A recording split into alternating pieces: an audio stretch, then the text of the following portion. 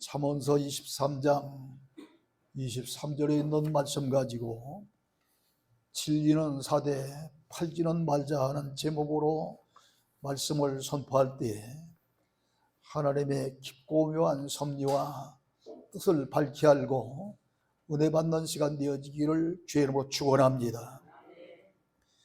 진리란 우리 국어사전에 보면은 참된 이치 또는 참된 도리라고 정의하고 있습니다.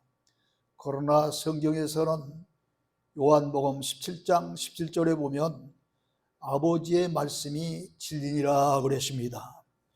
또 요한복음 14장 6절에 보면 예수님께서 직접 당신을 가리켜서 말씀하시기를 내가 곧 길이요 진리요 생명이니 나로 말미암지 않고는 아버지께로 올 자가 없느니라 그랬습니다. 그러므로 하나님 말씀이 진리요 예수님 자신이 진리이며 오로지 진리를 통해서만이 하나님 아버지가 계신 하늘나라에 갈 수 있다는 말씀입니다. 그러므로 본문에서 진리는 사되 팔지는 말라 한 것입니다. 또 요한복음 5장 39절에 보면은 너희가 성경에서 영생을 얻는 줄 생각하고 성경 곧 진리의 말씀을 연구하거니와 이 성경이 곧 내게 대하여 증언한 것이라 이렇게 말씀하고 있습니다. 그러므로 진리는 누가 뭐래도 사야 되는 것입니다. 그렇다면 진리를 어떻게 살 수 있습니까? 사도행전 8장 14절로 20절에 보면은 예루살렘에 있는 사도들이 이방 지역과 다름없는 저 북이스라엘의 수도인 사마리아에도 언제 복음이 들어갔는지 복음이 들어갔다고 하는 말을 듣고 베드로와 요한을 사마리아에 파송시켰습니다. 두 사도가 그곳 사마리아에 가보니 예수 그리스도를 믿는다고는 하지만 한 사람도 성령 받은 사람이 없고 성령에 대해서 그 성령이 무엇인지 아는 사람도 별로 없습니다. 다만 믿고 세례만 받았을 뿐이었습니다. 그래서 두 사도가 온 교인들이 성령이 임하기를 바라면서 솔론저 안수하니 성령이 교인들에게 임하기 시작했습니다. 이때 옆에서 지켜보던 시몬이라고 하는 사람이 사도들의 안수로 성령 받는 것을 보고 돈을 들여 이 권능을 내게도 주어 누구든지 내가 안수하는 사람은 성령을 받게 하소서 하고 돈을 주고 성령을 받게 할 수 있는 권능을 매수하려고 했습니다. 그러자 베드로가 네가 하나님의 선물을 주고 이제 살 줄로 생각하였으니 너 은과 함께 망할지어다라고 이 시몬이라고 하는 사람에게 저주를 해버렸습니다. 이렇게 돈 주고 성령을 살 줄 아는 그런 시몬에게 은과 함께 같이 망하라고 저주한 것을 보면은 돈 주고 살 수 없는 것이 바로 성령이요 하나님의 은혜요 진리인 것임을 알 수 있습니다. 그렇습니다. 하나님의 선물인 성령은 돈을 주고 사고 팔 수 있는 것이 아닙니다. 요한일서 5장 6절에 보면 성령은 진리라 그랬으니 진리의 말씀도 역시 마찬가지입니다. 그러므로 성령이요 말씀인 진리는 돈을 주고 살 수 있는 대상이 아닙니다. 그렇다면 진리를 산다는 말씀이 도대체 어떤 말씀일까요? 이사야서 55장 1절에 보면은 오라 너희 목마른 자들아 나오라 물로 나오라 돈 없는 자도 오라 너희는 와서 사 먹되 돈 없이 값없이 와서 포도주와 젖을 사라 그랬습니다. 여기 물이나 포도주는 그리고 젖은 그동안 말씀드린 대로 다 진리의 말씀을 뜻하므로 돈을 주고 살 수 있는 대상이 아닙니다. 그러므로 목마른 자들아 물로 나오라 너희는 와서 사 먹되 돈 없이 값없이 와서 포도주와 젖을 사라고 했으니 금보다 돈보다 귀한 믿음으로 진리를 사라고 하는 말씀입니다. 믿음으로만 소유할 수 있는 것이 진리의 말씀이기 때문입니다. 이유는 예수 그리스도께서 십자가에 달려 돌아가심으로 말미암아 우리를 대신하여 그 값을 이미 다 치르셨기 때문에 우리는 진리를 십자가에 달린 예수 그리스도를 믿음으로 말미암아 거저받는 것입니다. 그런데 마태복음 13장 44절로 46절에 보면은 진리를 사는 데 있어서 자기의 소유를 다 팔아서 산다고 이렇게 예를 들어 말씀한 내용이 나옵니다. 먼저 천국은 밭에 감힌 보화 같으므로 이제 나무의 밭을 갈던 그런 이 농부가 이 밭 속에 숨겨져 있는 보화가 밭을 갈다가 이 밭을 갈고 있는 챙기 끝에는 보십이라고 하는 새가 있거든요. 그 새가 쭉 밭을 갈며 나가다가 뭔가 탁 하고 걸린 거예요. 그게 보니까 그 속에 금괴짝이 나오는 겁니다. 금은 보화가 숨겨져 있는 괴짝 하나가 나오니까 그것을 흙으로 잘 덮고 이제 주인에게는 알려주지 않습니다. 그리고 주인에게 가서 내가 가진 것을 다 팔아서 이제 줄 터이니 그 밭을 내게 팔아라 그래요. 그 밭이 별 쓸모없는 밭이었는지 주인은 그 밭을 팔고 말았습니다. 아마 산빛 아래에 있는 돌무더기 같은 그런 밭이었는지도 모릅니다. 그러나 겉으로 보기에는 쓸모없이 보이는 그런 돌짝밭 같은 밭이었고 그 주인도 밭을 갈던 그런 농부가 그 밭을 팔으라고 하니까 두말 없이 팔아버렸다고 한다면 그 밭은 별로 뭐 쓸만한 그런 밭이 아니기 때문에 파는 거예요. 그런데 왜 이 농부는 이 밭을 자기의 소유를 다 팔아서 샀을까요? 밭을 갈다가 발견했던 보화가 숨겨져 있기 때문에 보화 때문에 그 밭을 산 겁니다. 이 얼마나 약구치혜로운 농부입니까? 또 이어서 천국은 좋은 진주를 구하는 장사와 같으니 극히 값진 진주 하나를 발견한 후에 가서 자기의 소유를 팔아서 역시 그 진주를 샀다 그랬습니다. 진주 장사가 됐던 어떤 장사가 됐든지 간에 가장 귀한 상품을 만나면 가치가 나가기 때문에 그 밭을 혹은 그 가치가 나가는 그런 걸 사게 돼 있어요. 지난 금요일입니까? 마침 그 이대 서울병원 원장님 아버님인 그 서정원 그런 그 선교사님인데 그분이 소천하셔서 우리 교구협의회 임원들이 가서 이제 조문 예배를 드렸습니다. 그런데 그 조문 예배를 드리면서 하는 이야기가 그 어떤 누구보다도 가장 이 선교사의 일이 값지기 때문에 이 원장이라고 하는 분도 젊은 분인데 이 답사를 하면서 하는 이야기가 무슨 이야기를 하는 거 아니? 목사님들 여러분에게 제가 선과 같은 말씀을 드립니다. 우리 아버님을 따라서 저도 선교사가 되겠습니다. 그래요. 이 선교사 아니 이대 서울병원 원장이면 어쩌면 이 세상에서 제1급 그런 그 직장 아니에요? 그 직업이고 큰 병원의 원장인데 그걸 다 때려치고서 저 오제 가서 선교사 노도록 했대요. 왜 그러십니까? 바로 병원장보다 돈 버는 일보다 복음을 전하는 일이 더 귀하고 중요한 일이기 때문에 이 젊은 원장님이 선교사의 길을 가겠다는 거예요.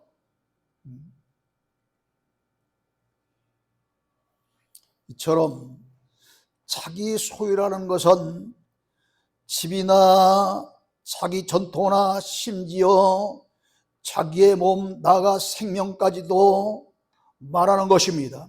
사람이 진리이신 그리스도를 자기 소유로 삼으려면 앞에서 말씀드린 모든 소유에 대한 애착을 다 끊어야 한다는 말씀입니다. 그리스도는 세상과 함께 공유할 수 있는 그런 분이 아니기 때문입니다.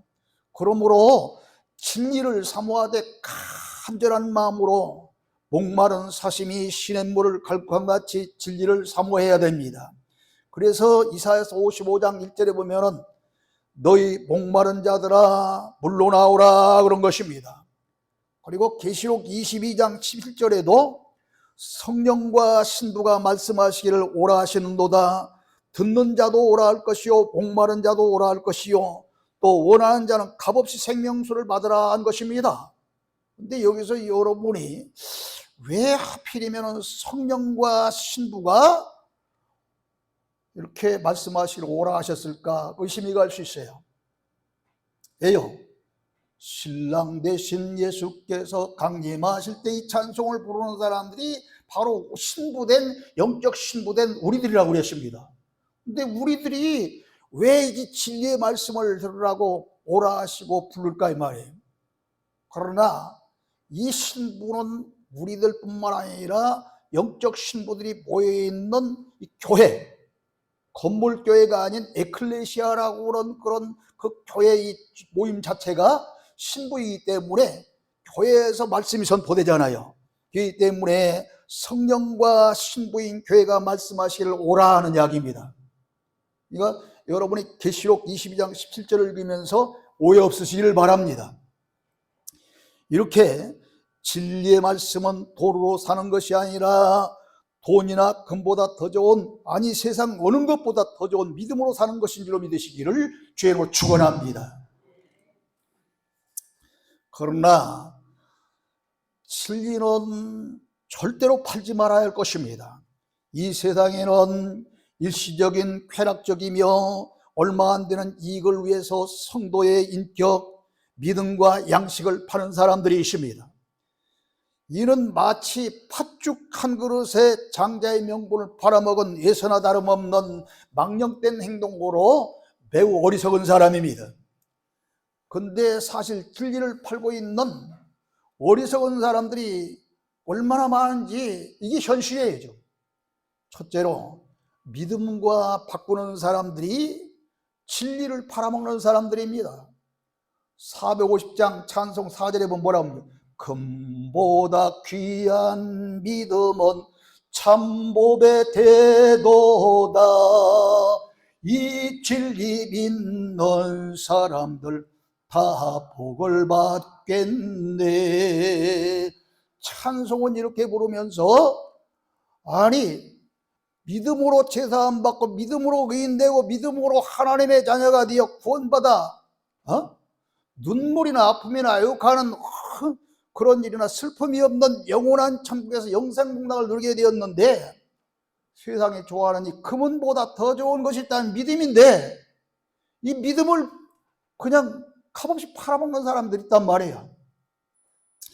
어느 교회 집사님 한 분이 나이가 40이 넘어 50줄이 다 되어가는데 아이가 없는 거예요. 요즘은 뭐 아이가 없거나 뭐 아들이 됐든 딸이 됐든 그거 상관없는 시대가 들어왔습니다. 어떤 사람들은 결혼하면서 단서를 붙이는데 아이를 낳지 말고 우리 둘이만 살자는 사람도 있습니다. 지금 그런 시대가 들어왔어요. 그러나 옛날에는 시집가다 아이 못 낳으면 소방 맞을 때도 있어. 그런 시대였던가 봐요. 고민 끝에 자식을 얻기 위해 둘째 부인을 얻었습니다. 그래서 교회에서는 7일을 당해야 할 수밖에 없었고 교회 출석을 이제 7일 당한 그런 집사가 교회 출석을 주십니까? 그러니까 교회 출석을 그만두고 믿음을 버리게 됩니다. 그런데 얼마 후에 불행인지 다행인지 자기의 소원대로 아들 하나를 얻었어요. 이 아들은 어쩌면은 아브라함에게 독자 이삭같이 아주 귀한 그런 그 아들이었습니다. 그런데 이 아들이 커서 3살이 되자 원인 모를 병으로 그만 죽고 말았습니다. 집사님은 하늘이 무너지는 것 같았고 이로 인해서 속이 너무 상하여 고민하다가 그만 눈이 점점 흐려지더니 그만 어두워져서 맹인이 되고 말았습니다. 어느 날 지팡이를 의지하고 낯선 길을 가다가 그만 연못에 빠져 이 늦게 아들을 얻던 이 집사님도 그만 죽고 말았습니다. 자식 하나 보겠다고 믿음을 팔아먹더니 너 자기도 맹인이 되어서 영원히 멸망하고 만 것입니다. 이 세상의 헛된 소망과 영원한 소망과 근거가 되는 믿음과 바꾼 결과가 바로 이런 결과가 난 거예요. 에서와 야고보의 차이가 바로 여기에 있습니다. 인간적으로 보면 에서가 훨씬 남자답고 그리고 훌륭한 그런 인물이었습니다. 야고보는 오히려 간사하고 이기주의적인 그런 인물입니다. 그러나 이 야고보는 그런 인물임에도 불구하고 하나님의 은혜와 축복을 더 귀히 여길 줄 아는 믿음의 사람이었습니다. 그러므로 에서는 사냥하고 돌아와 배가 고파 지금 추울 판인데 그때에 야고보의 꾀에 넘어가서 팥죽 한 그릇에 장자의 명분을 팔아먹고 말지 않습니까? 그로 인해서 훗날 배고픈 김에 이제 야곱에게 팥죽 한 그릇으로 장자의 명분을 팔았던 이 에서가 눈물을 흘리면서 통곡해도 후에 막금이요 유물주의자 조상이 되고 말았습니다. 그러나 야곱은 아브라함과 이삭과 더불어 믿음의 3대 조상이 되었습니다. 그러므로 예수님의 교훈대로 있는 소유를 다 팔아서라도 값진 그런 보화가 숨겨져 있는 밭과 값진 극히 좋은 그런 진주를 살 수 있는 지혜로운 성도 여러분이 되시기를 주의 이름으로 축원합니다. 두 번째로 탐심 때문에 양심을 속이며 사는 그런 사람들이 역시 진리를 파는 사람들입니다. 양심은 영혼의 창문과 같습니다. 여러분 집에 있는 창문에 먼지가 허옇게 끼고 때가 묻으면 태양빛이 제대로 들어옵니까? 잘 들어오지 않습니다. 이처럼 성도의 양심에 때가 묻어버리면 이 양심이 창문과 같기 때문에 하늘의 신령한 빛이 우리의 심령 속에 들어오지 못합니다. 깨끗한 양심이라야 하나님의 뜻을 분별할 수 있고 진리의 말씀을 깨닫게 되며 신령한 세계를 바라볼 수 있는 영안이 열리는 것입니다. 그렇기 때문에 마태복음 5장 8절에 보면 마음이 청결한 자가 누구를 볼 것이라? 하나님을 볼 것임이라. 할렐루야. 모세의 인도를 받아 애굽에서 나온 이스라엘 백성들은 모세가 죽은 후에 모세의 후계자였던 여호수아의 인도를 받아 가나안 땅에 들어가는 과정에서 난공불락이라고 일컫는 여리고성을 만나게 됐습니다. 이 여리고성은 어떤 누구도 함락을 시킬 수 없는 철벽 같은 그런 철옹성입니다. 그러나 하나님의 도우심으로 말미암아 일거에 이 여리고성을 점령하고 이스라엘 백성들은 승리했습니다. 그 여세를 몰아서 여리고보다도 훨씬 몇 분의 1이나 적은 그런 아이성을 치러 올라갔습니다. 그런데 뜻밖에도 크게 패하고 36명의 장정이 전사하고 말았습니다. 너무 어이가 없는 거예요. 아니 아이성보다 수배나 큰 그런 여리고성은 일시에 함락을 시켰는데 그 성보다 수배나 적은 이 아이성에서 그냥 36명이 전사하고 져버렸으니 얼마나 어이가 없습니까?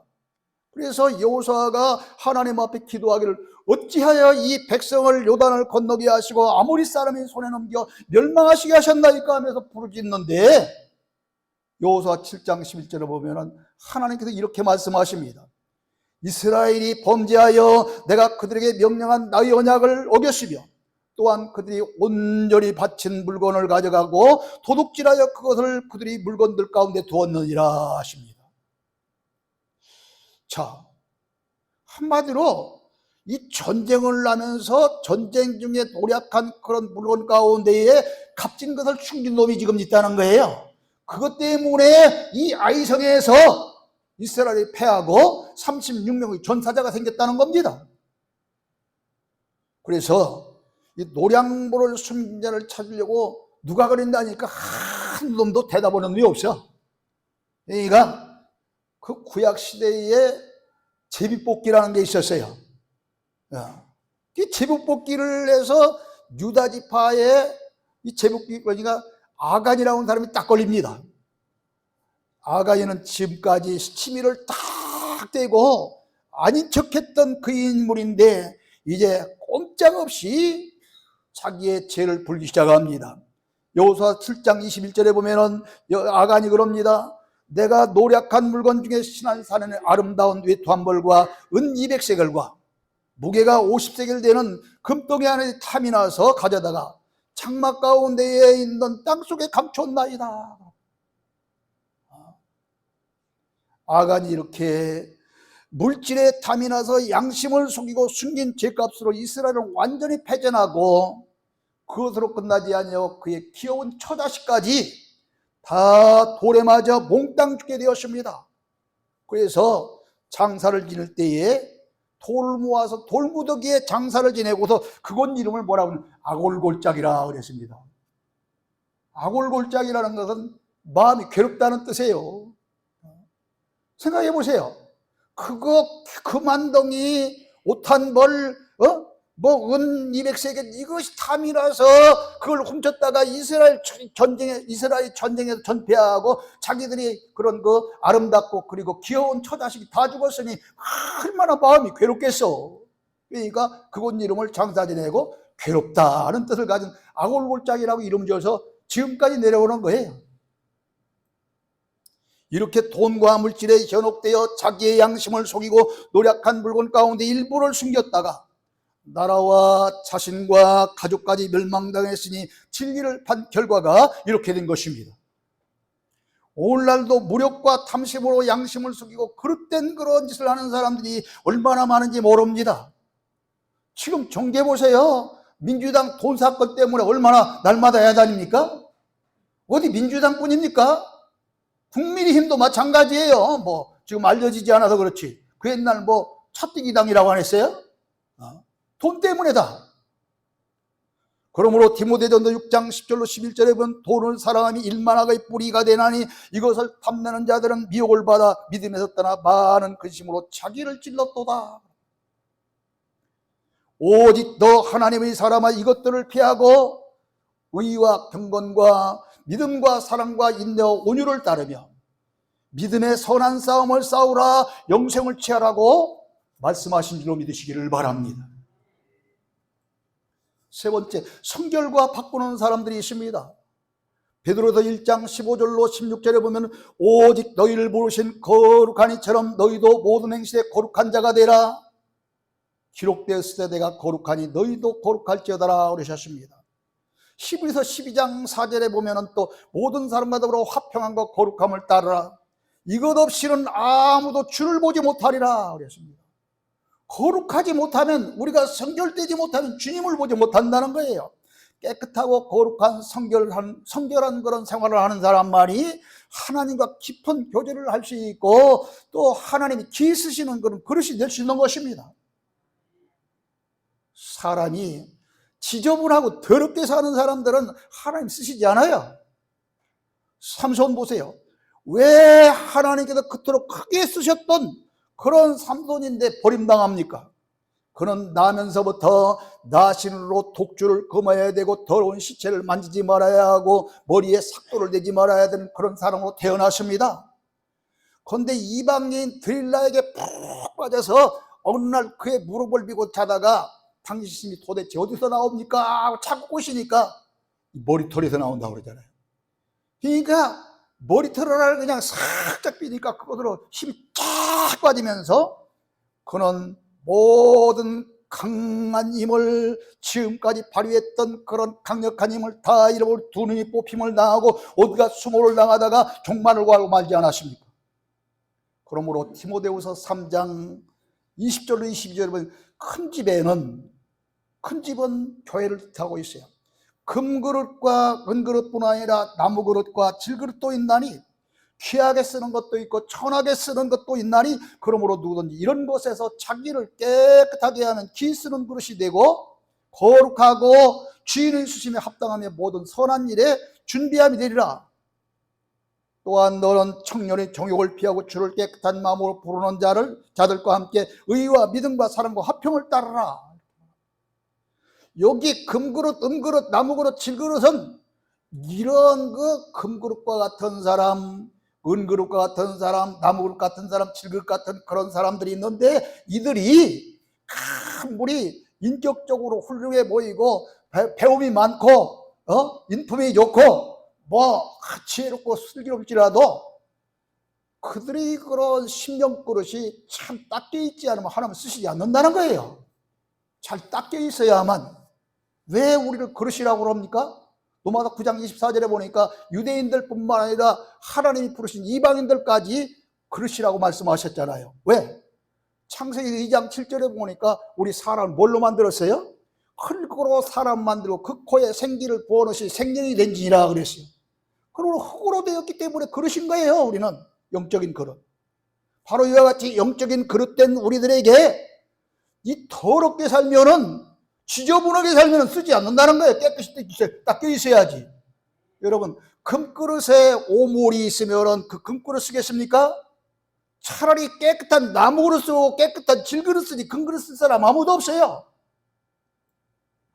그러므로 겉이 금그릇이나 은그릇 같이 되어 더럽고 추악한 그런 삶을 사는 것보다는 차라리 나무그릇 질그릇이 깨끗이 닦여져 있는 그릇됨이 될 줄로 믿으시길 주님 축원합니다. 근데 이 외에도 주일날임에도 여행 때문에 주일을 못 지키고 말씀을 듣지 못하는 사람이 있어요. 세상 잔치 때문에 그곳 갔다 주일 빠뜨리는 사람들이 얼마나 많은지 몰라요? 결혼식, 또 요즘 칠순, 팔순, 오늘 구순잔치까지 하던데. 또 세상 욕 때문에 주일을 지키고 진리를 못 파는 사람, 진리를 팔아먹는 사람들이 얼마나 많습니까? 사랑하는 성도 여러분, 우리를 구원의 길로 인도하는 진리는 금보다 귀한 믿음으로 꼭 사야 되되, 진리를 파는 자, 곧 믿음과 바꾸는 사람, 탐심 때문에 양심을 속이는 사람, 성결과 바꾸는 사람이 한심령도 없이 사도 바울처럼 세상의 명예와 권세도 부귀와 영화도 다 버리고라도 진리의 말씀을 사수함으로 하나님이 기뻐하시는 사람, 하나님 앞에 쓰임받는 사람, 기어코 모든 환난과 시험을 다 이기고 승리자가 되어 우리 모두 하늘나라의 주인공이 되어야 될 줄로 믿습니다. 그런데 오늘 말씀 잠언서 23장 23절에 보면은 지혜만 그러라고 하지 않았어요? 훈계와 명철도 그리할지니라 그랬습니다. 그러므로 하나님 주시는 훈계와 하나님 주시는 그런 지혜가 뭐라 했어요? 그리스도를 아는 것이 지혜라고 그랬잖아요, 지난번에. 이런 이 모든 것까지도 아울러 파는 자, 살기는 밭에 감춘 그런 보화를 사기 위해서 밭을 산 것처럼 좋은 진주를 만나서 그 진주를 사기 위해서 자기의 소유를 다 팔아서 그것들을 산 사람처럼 사기는 사야 되는데 팔아먹기는 말아야 되겠어요. 그런 사람만이 영원한 승리자가 되어서 아픔이 없고 눈물이 없고 애국하는 일도 없고 고통이 없는 영원한 하늘나라에서 영생을 누리게 될 줄로 믿으시기를 주님의 이름으로 축원합니다. 하나님 아버지 은혜를 감사합니다. 오늘 이 시간 우리는 진리는